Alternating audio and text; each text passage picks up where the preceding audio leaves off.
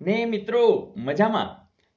મિત્રો ધોરણ 10ના ક્ષેત્રફળ અને ઘનફળના આપણે જે પ્રશ્નો જોઈ રહ્યા છે જે અગાઉ બોર્ડમાં પૂછાયેલા છે અને એટલા બધા સહેલા હોય છે કે ઘણા લોકોને સરસ મજાનું રિવિઝન પણ થઈ રહ્યું છે. જેને રિવિઝન થતું હોય એને સ્પીડ થવી જોઈએ અને જે લોકો નવા છે એ લોકો જે સૂત્રો નવા આવે છે એને તમારી નોટબુકની અંદર નોંધ કરતા જાઓ, એટલે કે પછી તમે ગણિતના માસ્ટર બની જશો. કારણ કે ગણિત જ એક એવો વિષય છે કે જેમાં તમે પૂરેપૂરા ગુણ લઈ શકો. ગુજરાતી ભાષામાં, હિન્દીમાં એ અઘરું છે, અંગ્રેજીમાં પૂરેપૂરા માર્ક્સ 100માંથી 100 લેવા અઘરા છે, પણ ગણિતમાં સાવ શક્ય. તો આપણું ટાર્ગેટ એ જ છે કે ગણિતની અંદર પૂરેપૂરા માર્ક્સ મળી શકે, ખાલી એની અંદર માત્ર રસ ઊભો થવો જોઈએ. અને મને ખ્યાલ છે કે તમને બધાને પૂરેપૂરો હવે રસ પડી ગયો છે. તો મિત્રો જોઈએ આજના પ્રશ્નો. મને લાગે છે ક્યારેક રિપીટ પણ થશે, કારણ કે જુદા જુદા બોર્ડની અંદર જુદા જુદી સાલની અંદરથી પ્રશ્નો હું લઉં છું તો અમુક પ્રશ્નો રિપીટ થાય છે, પણ રિપીટ થતા હોય તમારે સ્પીડ થવી જોઈએ. જેમ કે 1 સેમી વ્યાસવાળા ગોલકનું, જો મિત્રો તમને ખબર છે 1 સેમી વ્યાસ એટલે કે આ વ્યાસ કહેવાય, તો ત્રિજ્યા કેટલી કહેવાય? આપણે ત્રિજ્યાનું કામ છે.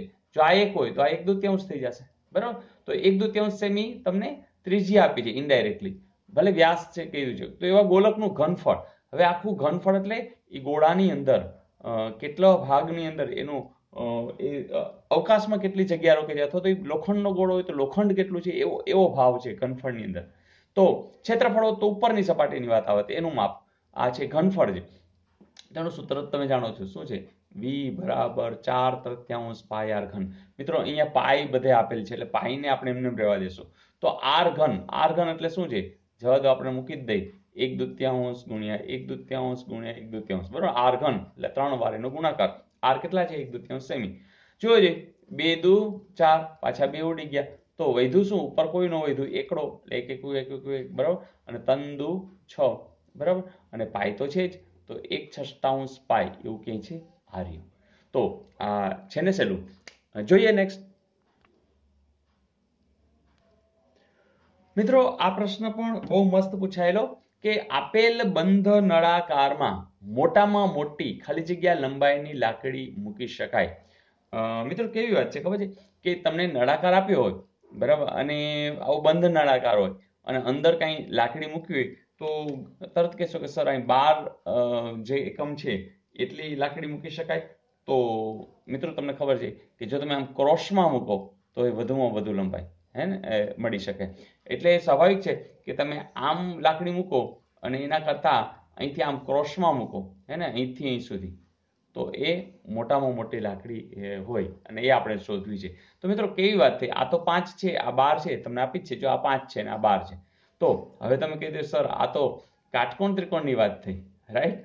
અને તમને ખબર છે કે આનો વર્ગ એટલે 5નો વર્ગ અને 12નો વર્ગ, બરાબર, એ છે એ ધારો કે આ x હોત તો x નો વર્ગ છે, તો 5નો વર્ગ કેટલો થાય? 25. 12નો વર્ગ કેટલો થાય?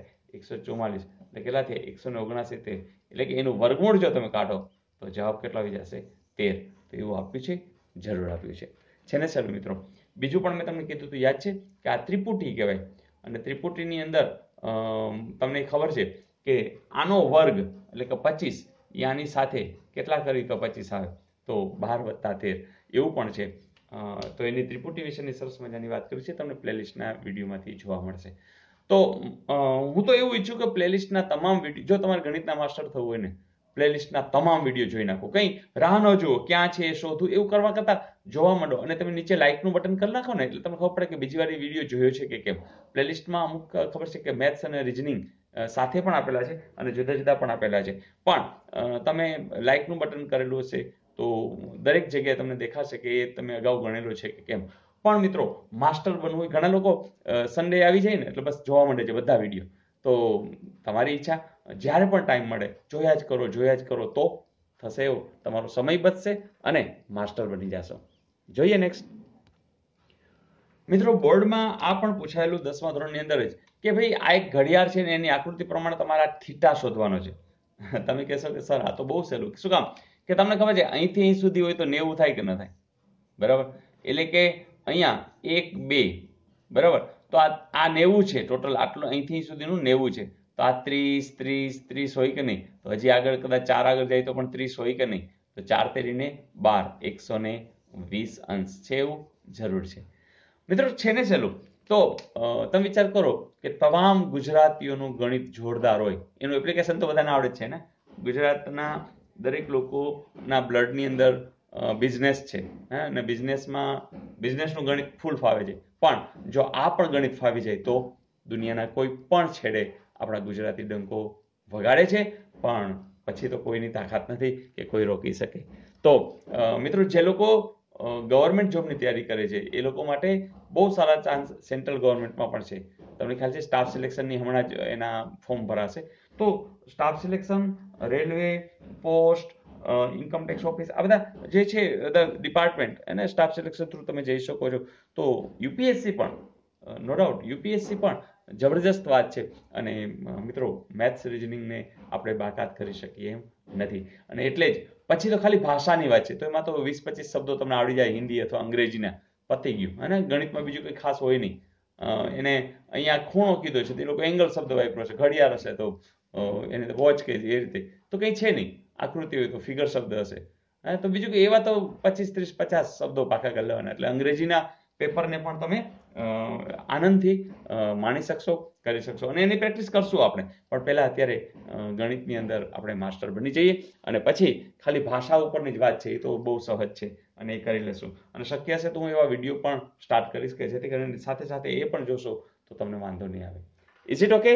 તો જોઈએ આજનું હોમવર્ક. હા મિત્રો, હિન્દીની અંદર એક વિડીયો મૂક્યો જ છે. જરા જો તમારે ધ્યાનમાં ન હોય તો જોઈ લેજો. એમાં માસ્ટર ક્લાસીસ, બરાબર, રીઝનિંગ, REA, બરાબર, SONING, રીઝનિંગ માસ્ટર ક્લાસીસ, બરાબર. તો વધીને તમારે એવું હોય તો NDC લખી નાખજો. તો આટલું તમે યુટ્યુબમાં સર્ચ કરી લેજો. તો એક જ વિડીયો મૂક્યો છે, પણ તમે એમાં માહિર બની જશો. કોઈ પણને કહેવાનું જન્મ તારીખ બોલો, તમે એનો વાર કહી દેશો, તો મોઢે કહી દેશો યસ. તો એક વિડીયો મેં તમારા માટે જ મૂક્યો છે, અને જરા જોઈ લેજો. તો કેલેન્ડરને લગતો એ પ્રશ્ન છે, અને ઘણા લોકો એમાં મૂંઝાય છે. તો એક નાનકડો જ વિડીયો છે, અને તમે માહિર થઈ જશો. મારા ખ્યાલ છે કદાચ યુટ્યુબની અંદર આટલો નાનો વિડીયો કેલેન્ડરનો ક્યારેય નહીં હોય. એટલે પૂરી ડિટેલમાં છે, જરા જોઈ લેજો.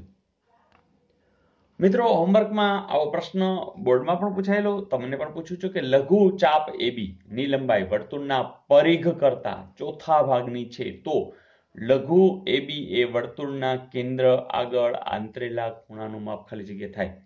મિત્રો, અમુક લોકો કહેશે સાવ આટલું સહેલું. હા, આવું સહેલું પૂછાયેલું. પણ મિત્રો, આપણને એ પણ ખબર છે કે બોર્ડનું જ્યારે રિઝલ્ટ આવે 10મા ધોરણનું, ત્યારે લગભગ અડધાથી પણ વધુ વિદ્યાર્થીઓ, મતલબ કે 2-1 વિદ્યાર્થી ફેલ થઈ રહ્યા છે, અને મોટાભાગના ગણિતમાં ફેલ થઈ રહ્યા છે. તો મિત્રો, આપણા માટે પણ ચિંતાનો વિષય છે.